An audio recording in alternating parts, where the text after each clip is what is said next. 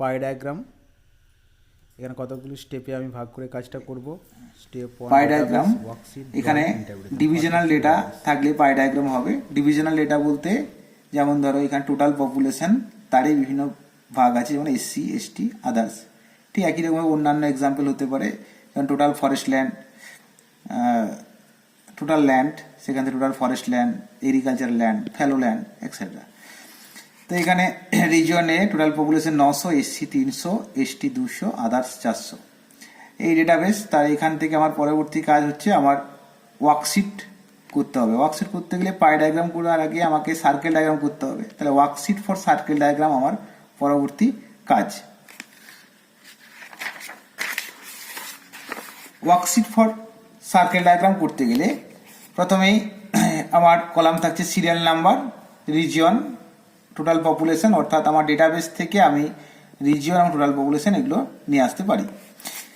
এরপর আমার circle diagram করতে গেলে সার্কেল আঁকার জন্য আমার রেডিয়াস দরকার। তা রেডিয়াস অফ দ্য সার্কেল, আমার নেক্সট কলাম আছে রেডিয়াস অফ দ্য সার্কেল।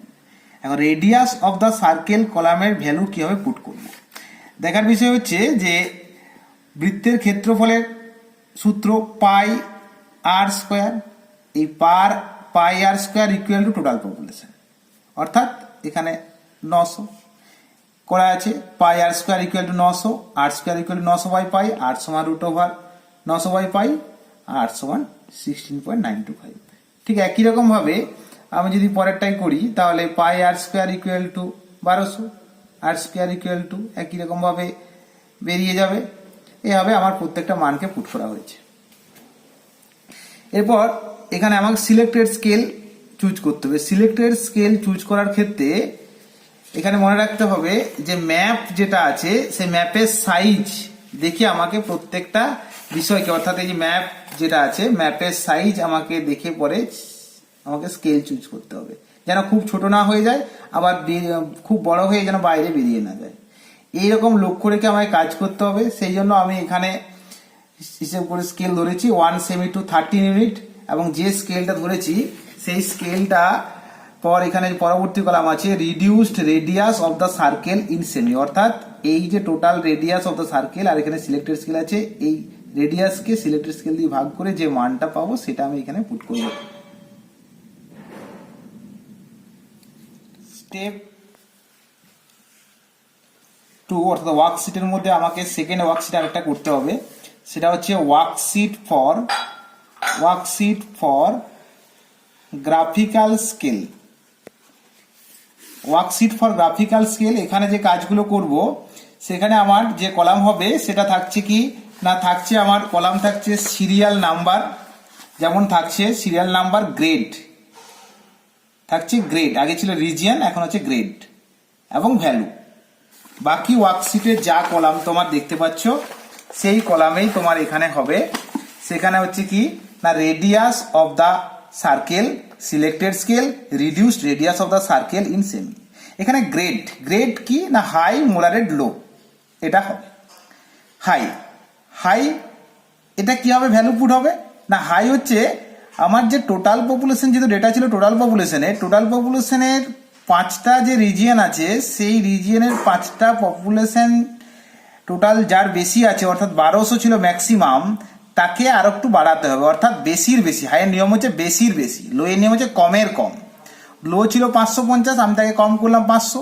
এখানে 500 জায়গায় আমি 400 করতে পারি, কিন্তু বেশি কম করব না। আবার 1200 জায়গায়, এটা আমি 1300 করেছি, আমি এখানে 1300 জায়গায় হয়তো 1250 করতে পারি। অর্থাৎ বেশির বেশি, কমের কম, আর মোটামুটি হচ্ছে তাদের গড়, অর্থাৎ হাই প্লাস লো বাই 2। এখানে হাই কত 1300, লো 500, 1300 প্লাস 500 বাই 2 ইকুয়াল টু 900। এরপর রেডিয়াস অফ দ্য সার্কেল আমরা যদি যাই তাহলে দেখতে পাবো কি না, এখানে pi R square equal to 1300, একই রকম ভাবে R square equal to 1300 by pi, और R equal to root over 1300 by pi. এখানে এরকম ভাবে আমি এই মানগুলো পেয়ে যাব। এরপর আসছি সিলেক্টেড স্কেল। এখানে মনে রাখতে হবে selected scale worksheet for circle ডায়াগ্রামে যে স্কেলটা চুজ করেছি এখানে কিন্তু ওই স্কেলকেই রাখতে হবে, অর্থাৎ 1 সেমি টু 13 ইউনিট। পরবর্তী reduce radius of the circle in semi, radius of the circle are selected scale একে ভাগ করলে আমরা এই মানটা পেয়ে যাবো, অর্থাৎ 20.34 ডিভাইড বাই 13 করলে আমরা কিন্তু এই মানটা পেয়ে যাবো, অর্থাৎ একই রকম ভাবে পরেরটাও নেক্সট হয়ে গেল। এরপর আমি চলে আসছি কি স্টেপ 3 অর্থাৎ ড্রয়িং করার সময় আমাকে মনে রাখতে হবে যে আমরা যে ওয়ার্কশিট ফর সার্কেল ডায়াগ্রাম করেছিলাম সেই সার্কেল ডায়াগ্রামের লাস্ট কলাম যে ছিল, লাস্ট কলাম যেটা আছে সেই লাস্ট কলাম থেকে আমাকে পুরো বিষয়টাকে কাজ করতে হবে। লাস্ট কলাম ছিল কি না, reduce radius of the circle in semi. Last column আমার ছিল এটা, এখানে আমার এ রিজিয়নের রেডিয়াস কত বেরিয়েছে 1.30, অর্থাৎ সিলেক্টেড স্কেল করার পর তার রিডিউস বেরিয়েছে 1.30 সেমি। আমার কাজ হচ্ছে 1.30 সেমি আমি স্কেলে করে প্রথমে দাগ নিয়ে নেবো অন্য যে কোনো জায়গায়, দিয়ে এখান থেকে এই মাপটা নিয়ে আমি প্রথমে এই জায়গা থেকে এখানে আমি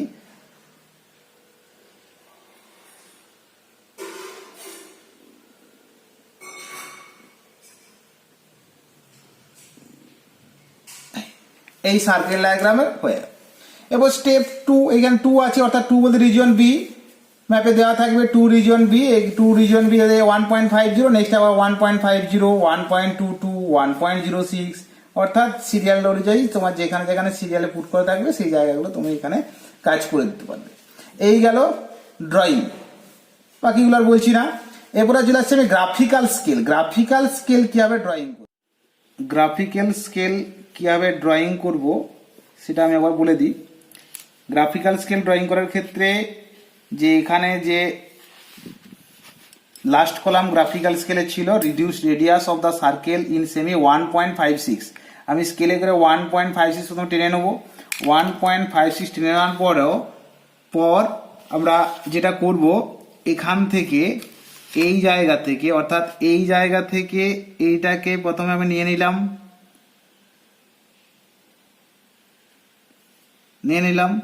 নিয়ে নেওয়ার পর আমার বড়টা নিয়ে প্রথমে হাই মান দিয়ে আমি এটাকে কাজ করে দিলাম। এরপর এই জায়গা থেকে এই অংশটা আমি লম্ব করে নিচের দিকে নামিয়ে নিলাম। এটা সুবিধা হবে পরবর্তীতে স্কেলটা যাতে ঠিকঠাক সোজা থাকে সেই কারণের জন্য এটা টেনে নিলাম।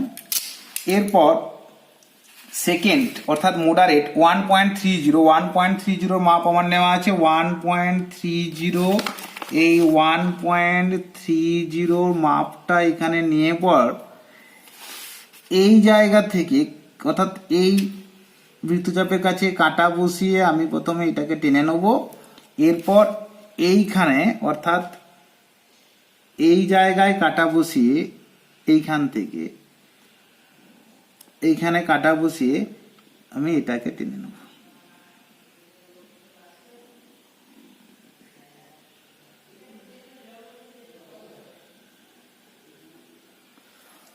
এরপর থার্ড আছে 0.97 অর্থাৎ লো 0.97 আমি ধরে নিচ্ছি এটা 1 সেমি এটা নিয়ে পর এই জায়গা থেকে এখান থেকে এই অংশটা আমি এখানে কেটে নেব।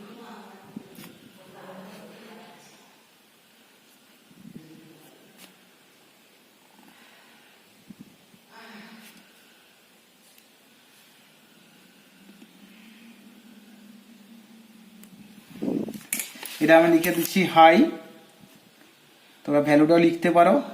এটা হচ্ছে মোডারেট আর এটা হচ্ছে লো, ঠিক আছে। ওয়ার্কশিট ফর পাই ডায়াগ্রাম করতে গেলে প্রথমে এখানে সিরিয়াল নাম্বার 1 আছে, এখানে রিজন এ আমার প্রথম কলাম আমি একে 3টে কলামে ভাগ করলাম কাজটা সুবিধার জন্য। এখানে total SC ST others database অনুযায়ী লিখে ফেললাম। এখন এই টোটাল পপুলেশন এই টোটাল ভ্যালুটার ডিগ্রি হবে 360 ডিগ্রি, আর এটাই ধরে নিতে হবে 100%, অর্থাৎ এই রিজিয়নের 360 ডিগ্রি সর্বোচ্চ ডিগ্রি 360 ডিগ্রি, হ্যাঁ, আর এখানে 100% ধরে নিলাম। এখন এই সাপেক্ষে অর্থাৎ এসসি সাপেক্ষে ডিগ্রি আমি বের করবো। কীভাবে বের করবো না, সূত্র হচ্ছে ইন্ডিভিজুয়াল বাই টোটাল। ইন্টু 360। এখানে ইন্ডিভিজুয়াল কত, টোটাল ইন্ডিভিজুয়াল 300 বাই 900 ইন্টু 360 120। একই রকমভাবে 200 বাই 900 ইন্টু 360 80। এখানে 400 বাই 900 ইন্টু 360 আমার টোটাল বেরোবে, যোগ করলে 360 আসছে। এরপর আমি চলে আসছি 100%, অর্থাৎ কী আবার করবো, একই রকমভাবে ইন্ডিভিজুয়াল বাই টোটাল ইন্টু 100, অর্থাৎ এটা বাই এটা ইন্টু 100 করলে আমার এই মানগুলো আসবে। একই রকমভাবে বি রিজন, এই যে ইন্ডিভিজুয়াল বাই টোটাল, এই যে 400 বাই 1200 ইন্টু 360, তাহলে আমার মান আসছে এটা। একই রকমভাবে 300 বাই 1200 ইন্টু 360 করলে এই মানটা আসবে। এইভাবে মানগুলো বের করবো, সব মানগুলো বের করবো।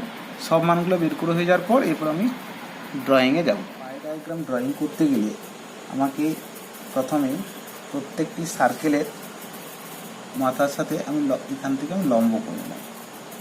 লম্ব হয়ে যাওয়ার পর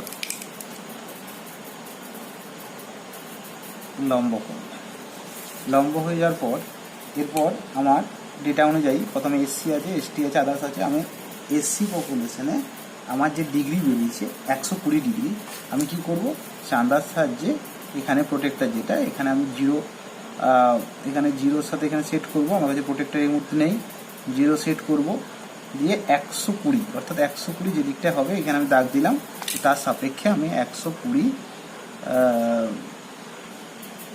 এটা করে ফেললাম। ঠিক আছে, এরপরে নেক্সট এসটি পপুলেশনে যে ডিগ্রি বেরিয়েছে তাতে হয়েছে 80 ডিগ্রি।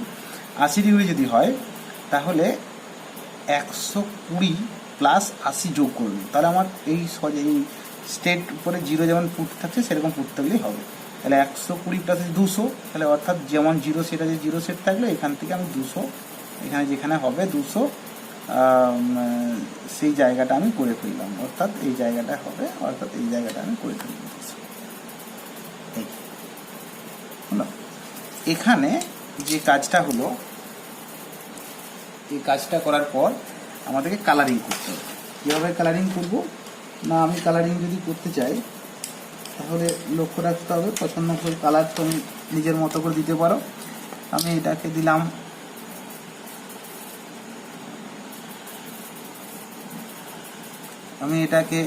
গ্রিন কালার হিসাবে দিলাম।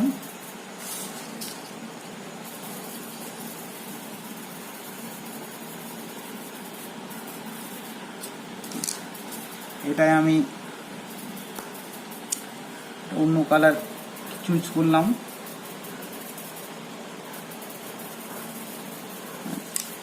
এখানে আমি একটা অন্য কালার চুজ করলাম,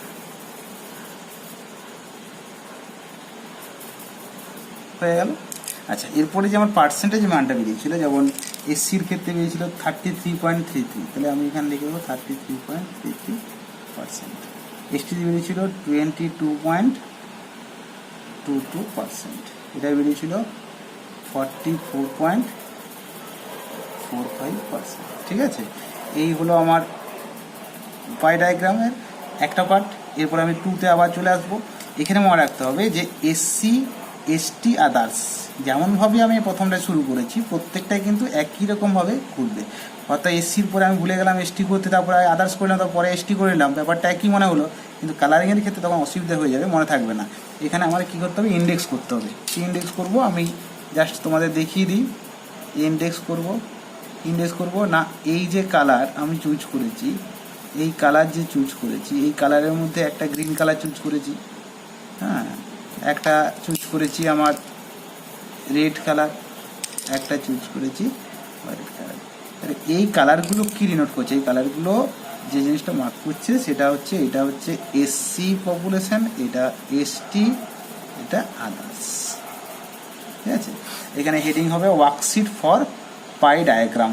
হ্যাঁ, এবার হেডিংয়ের বিষয়বস্তু এটা অনুযায়ী লিখতে হবে। এখানে আমরা নর্থ লাইন দিতে পারি। ঠিক আছে, ব্যাপারটা বোঝা যাচ্ছে। প্র্যাকটিসের জন্য তোমরা এটা প্র্যাকটিস করতে পারো। সেটা হচ্ছে এখানে ইন্ডিয়ার কয়েকটি স্টেটের রুরাল এবং আরবান পপুলেশন দেওয়া আছে, দুটো মাত্র ডিভিশনাল ডেটা, অর্থাৎ পপুলেশনের উপরে একটা রুরাল, একটা আরবান।